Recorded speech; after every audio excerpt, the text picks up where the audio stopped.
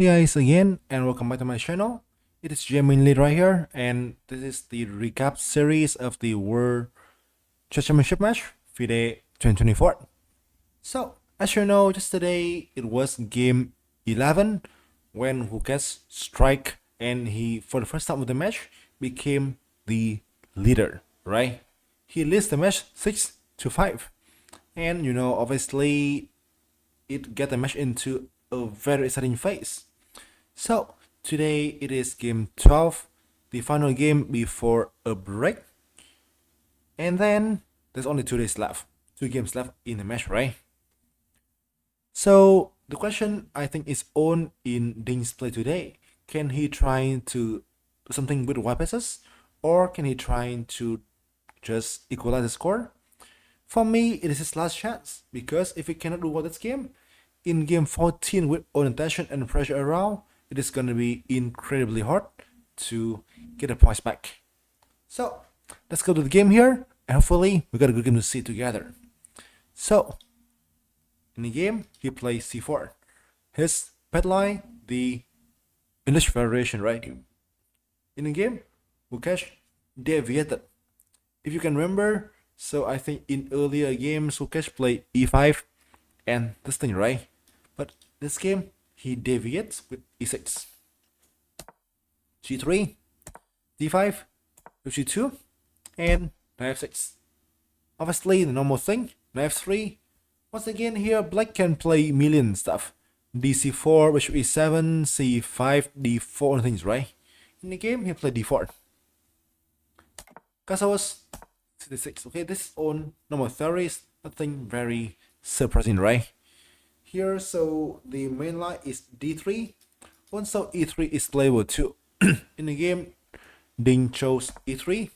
In fact, most of the time it will just transport each other. So I think the main line here is e5, I believe. When e4, e4. So it allows, I think, like rook to, d5 is what I think so, right? When here, like this one can become quite tricky. Also, there's a line with, like, I believe, the g5 and the pawn.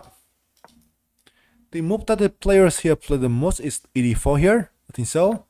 When white can play d3, bishop e7, knight a3, and c2.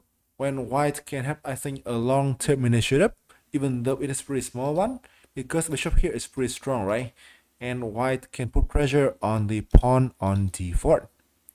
So in the game, they play e3, and Lukash shows another approach. Bishop e7, a pretty modest and safe choice, right? I think with this one, so it already shows what Lukash wants. He wants to play safe, which is very understandable, right? He won the game yesterday. So in the game, d3, d3, bishop e3, and e5. Like also can castle c as well too, but white will most likely take right here, like e4, and then play like knight c3 as well, right? Bishop e3, bishop f4. Once again, it is white who can have some long-term initiatives.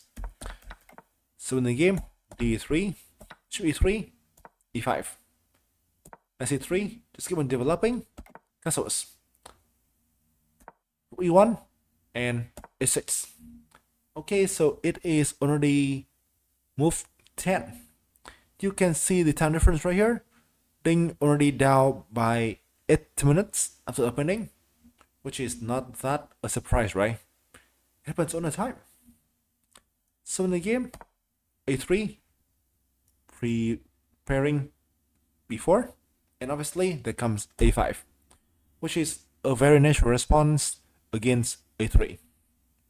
h3 to prevent bishop g4.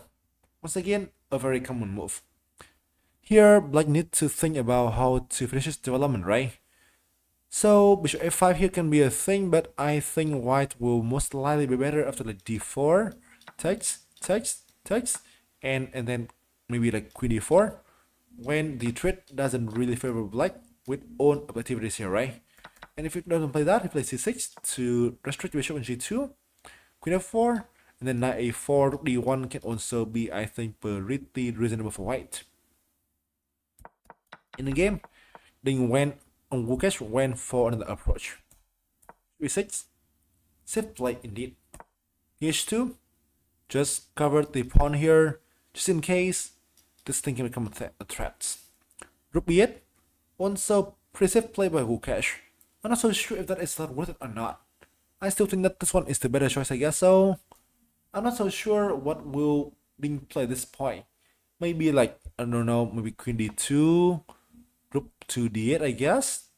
Rook a d1, I guess so. Maybe d4 can become a thing still, right? Also, he can play maybe like rook a d8, I guess so. And this one and this one. When d4 now will become much harder because with this move. Now, so I think the threat here doesn't favor white anymore. Because now, the rook here on e8 does a good job, right? In the game, he played rook b8, which is, I think, a slightly too cautious variations. Queen c2, running queen to c2 here, and ready to get rook to d1. One thing I must say here is that, you know, knight e4 is almost a thing at this point, but I don't know, the thing here is that you can play like bishop d4 and knight b5. When the pawn is in trouble, c5 is like, you know, quite a must play move, but then somehow the main thing here is that with this move, c5, you know, the knight here is pretty strong, right? And white can slowly double up things here and put pressure on the e file, which I think is looking quite an annoying thing as well, right?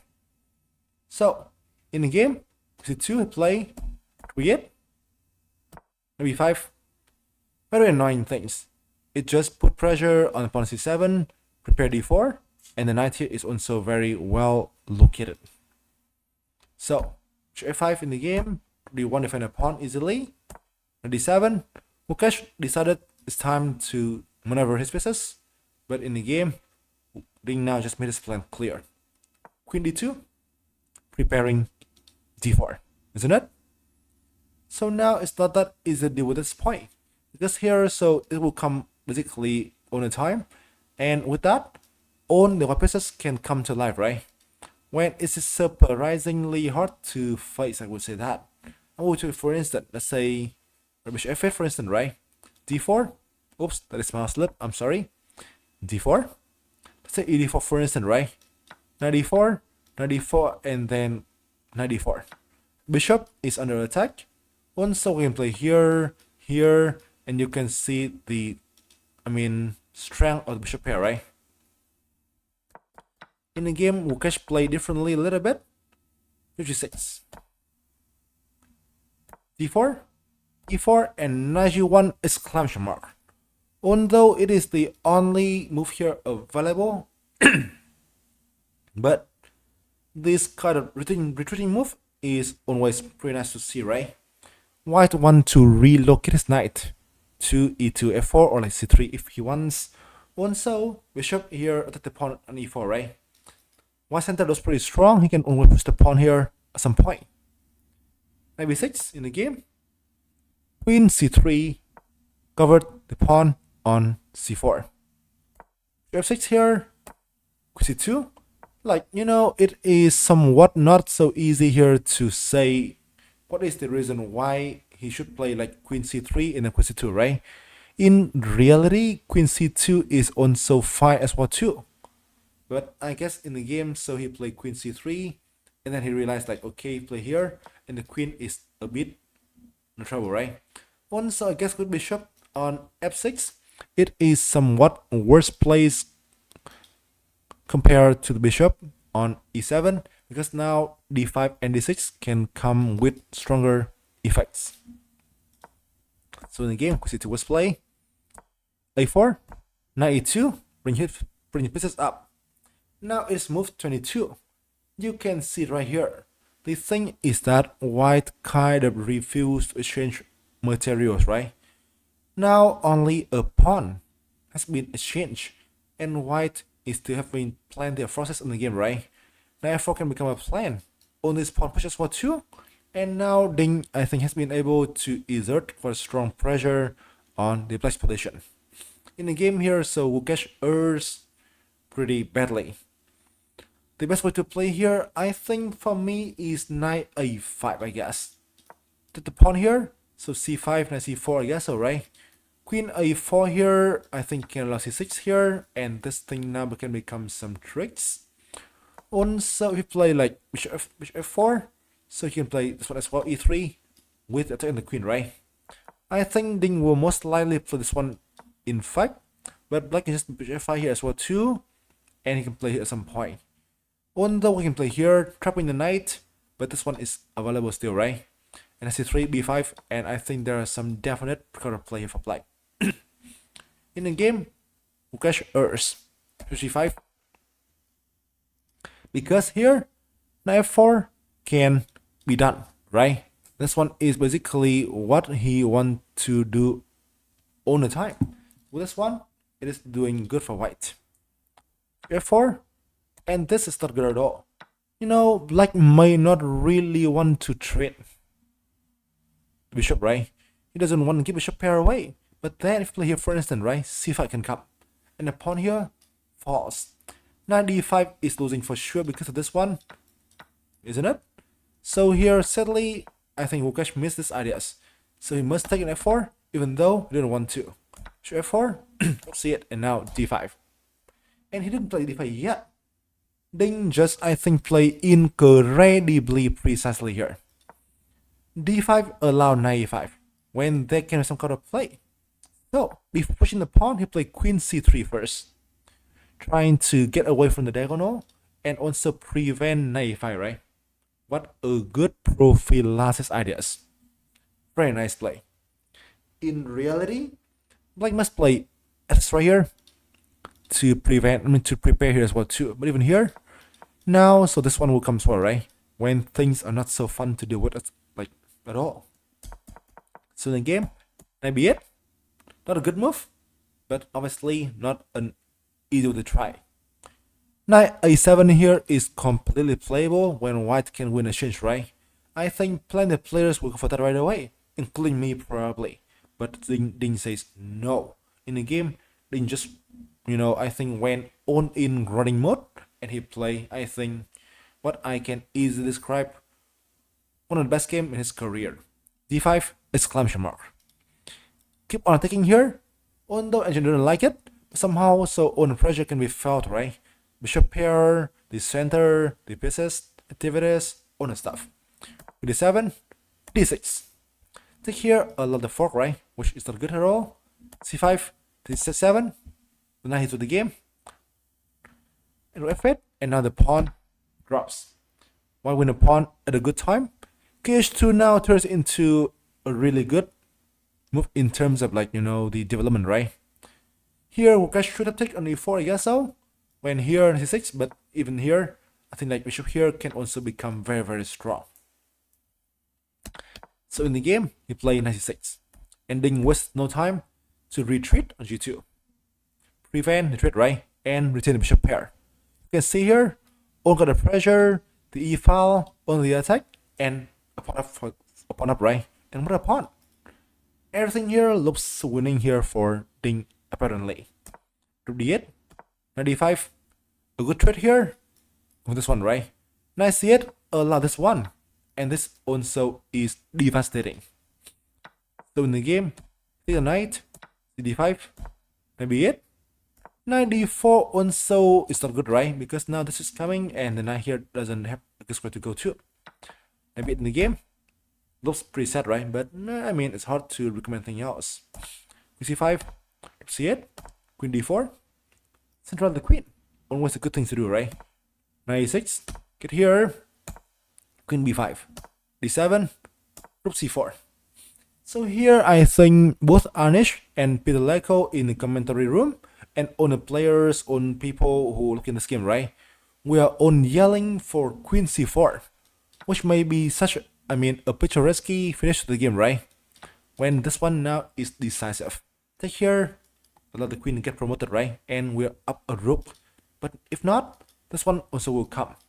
And that's the thing what black can do to stop this one as well, right? But no, in the game, Ding just play it safely, which is fair. He desperately need to win, right? There's no need to take risks. d3, but even here, these things also will come as well too. c2 play instantly with Mukesh, and now this is decisive. Group 8 will be the next thing, right? And here it is already over. Because nothing can do here in this one, right?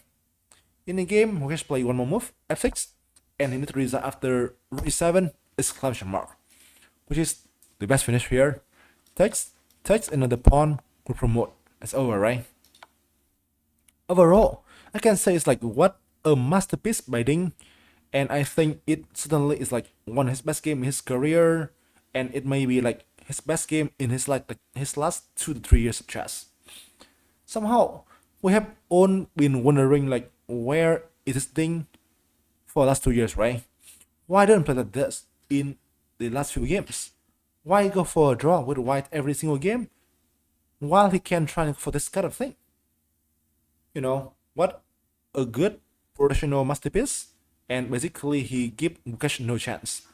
I've seen somewhere people may even mention that it is between a game between Gukesh and the engine, They just play impeccably in this game. And the win is a great result and a great, I think, prize for him after such a good play. So now, after 12 games, it is 6-6. Everything can be happening now. Luckily for Gukesh, he get a rest day tomorrow to, decide what to do and to just, let's say, trying to deal with the psychological things and with the loss, isn't it?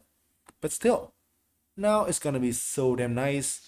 I think, like H now once again will be on Ding's side, but who knows? At the very least, we can be sure right now that the match won't be one-sided. It will get to game 14 for sure, and even more, some tie breaks, right? Once again, congrats on Ding on what a game. And I think congrats to own chess players, own chess audiences, own chess viewers who are looking for this kind of game since the beginning, right? Hopefully you enjoy the recap and you enjoy a game by Ding so far. In this game, I think is what I just looking for so long. Congrats to Ding, and hopefully we will see something like this way, this game, and something incredibly interesting from now to the end of this. End of the match. Good luck for both players, and we'll see you later on in other recaps. Peace.